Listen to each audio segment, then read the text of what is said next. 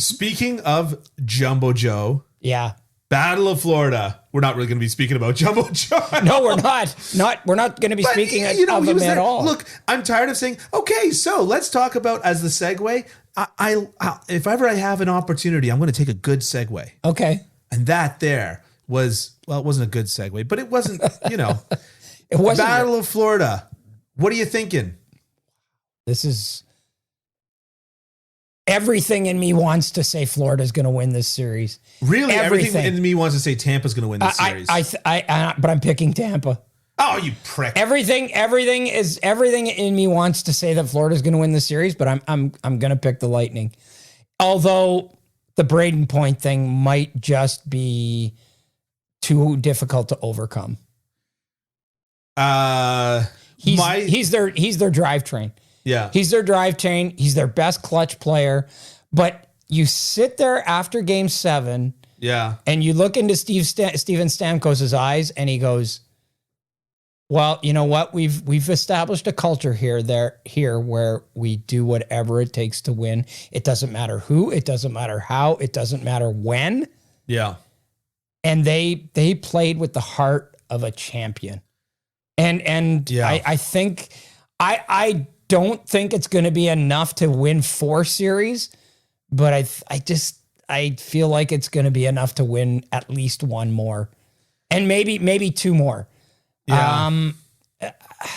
2 more would be the Stanley Cup. 2 more would take him to the Stanley Cup final against Colorado, and I'm just not sure that. Well, yeah, I'm already saying Colorado's going to make the final, but I'm just not sure that they're going to be able to get over that hump. But my oh my, that team is so well coached. And they like when it came down to it, Dylan, in game 7 of the 3rd period of game 7, it wasn't even that close. They didn't give the Leafs a sniff. I think they gave the Leafs more than your. Not when they really had to lock it down. They didn't give the Leafs a lot of anything. So here's what I'm saying. I'm going with the Lightning as well. Okay. And because Barkov has been good, average, yeah. He's been just fine. Huberdeau's been again, right? And so I feel like even if those big boys start to show up more against the Lightning, which why would they? The Lightning has a better defense core than the Washington Capitals do, right? Even though those big boys start to show up more and start to be more themselves, I look at it as the upfront talent being about even, the defensive cores being different, right? Mm-hmm. But you've got, like, Ryan McDonough had himself a sneaky, excellent playoff series. You know what? Like, shutting things down. Yeah. Oh, he was great. Great. Cal Foote, to me, is the most improved player in the NHL. Yeah. Like, he's one of the most improved players in the NHL. That, yeah. Like I was really impressed with the way he played and how much he played and how much he was relied on. Yeah. Yeah. So, is Sam Bennett, Nick Paul? Nick Paul scores those 2 goals, and then on the last, when they got to shut it down, he's the guy taking the draw at the end of the 3rd period. I guess my point is that an injured Aaron Ekblad, or playing injured Aaron Ekblad, I should say. I think that there's no.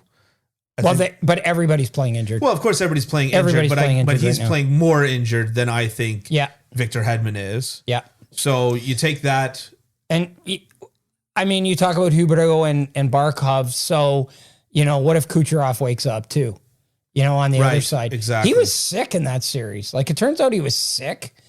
Like, he was not, and he wasn't literally, and he wasn't sick the way the kids say it. Yeah. He was sick. Yeah, he was really sick. The kids don't say sick. I say sick. No, my kids say sick all the time. Oh, really? Oh, yeah. I thought that was a my generation thing. No, they say sick all the time. All right. I guess so. Here's what I'm coming down to: Bobrovsky versus Vasilevsky. Right. And I take Vasilevsky 10 out of 10 days on do. That. Yep. And so I just feel like if Bobrovsky's not even that good, if Vasilevsky's not even that good, Bobrovsky's going to go, maybe I don't have to be that great. I only either. have to be less good than that guy. So yeah, I only have to be a little bit better than him. Yeah.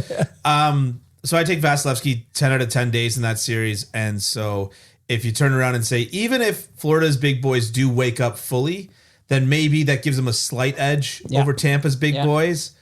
But I don't know, man. And then it comes down to Vasilevsky has been progressively waking up and getting better in the first series is the way that I see it. You got to feel like that was a bit of an aberration and that he starts to dial it in. Yeah, exactly. You know? Yeah. So I take Tampa. I'm not hugely confident in that pick. I take him at 60%. Yeah, I'd go even lower. I'm going to take him at like 56. At 56. Okay. Yeah. All right. Well, that's it. That's it? That's it. Did them all? Okay. We did them all. Well, you know what? This is going to be great. This is going to be epic. It's going to be wonderful. Wait. And now that we've said all that, it's probably going to be crap. But I just foresee. Why was there a mid-series coaching change with Jacques Lemaire? I just see four. The potential for 3 out of the 4 series to be really, really competitive. I'm not sold on the St. Louis, Colorado. You gave one 100%.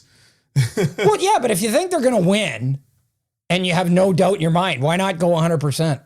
I just look at St. Louis and I go, what they did to the Minnesota Wild, it really reminds me of the Montreal Canadiens last year. Mm-hmm. And I go, they might be that team that just really pisses everyone else off. Yeah, well. Right? They're not going to win a game. They're not going to win a game. I don't know.